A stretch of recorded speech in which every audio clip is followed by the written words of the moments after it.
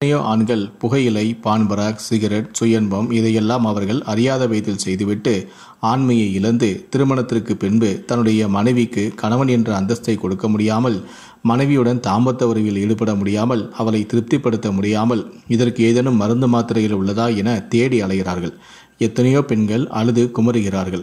சில பெண்களோ இவருடன் நான் வாழ மாட்டேன் என விவாகரத்து வரையும் செல்கிறார்கள். இப்படி ஆண்களுக்கு ஏற்படக்கூடிய பிரச்சனைகளை சரி செய்ய அவர்கள் கண்ட மருந்து மாத்திரைகள் எல்லாம் உட்கொண்டு மேலும் தங்களுடைய ஆரோக்கியத்தையும் கெடுத்துக் கொள்கிறார்கள்.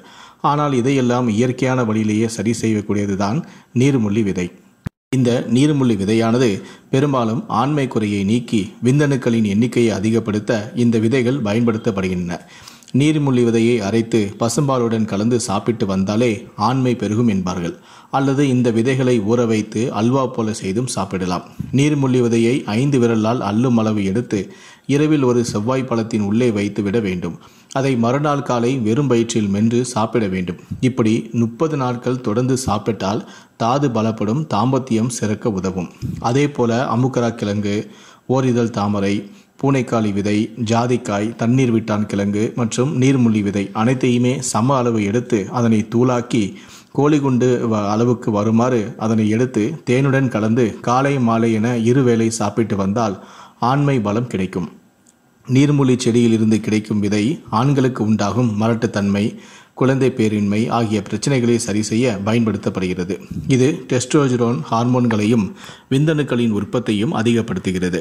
இதனால் ஆண்மை குறைபாட்டை சரி செய்ய, வளமான விந்தணுக்களை உற்பத்தி செய்ய இது உதவுகிறது. உடலுக்கு ஆற்றல் தரும் மருந்துகள், ஆண்மை இழப்பை சரி செய்யும் மருந்துகள் போன்றவற்றில் இந்த நீர்முள்ளி விதைகள் சேர்க்கப்படுகின்றன.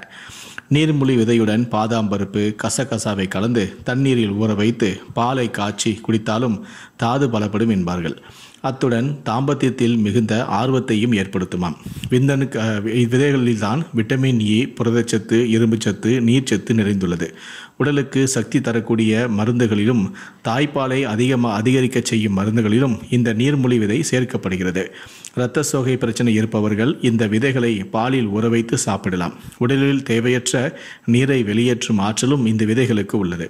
குளிர்ச்சியை தரக்கூடிய இந்த விதைகள் உடலில் ஏற்படும் உஷ்ண குறைபாடுகளையும் நீக்குகிறது.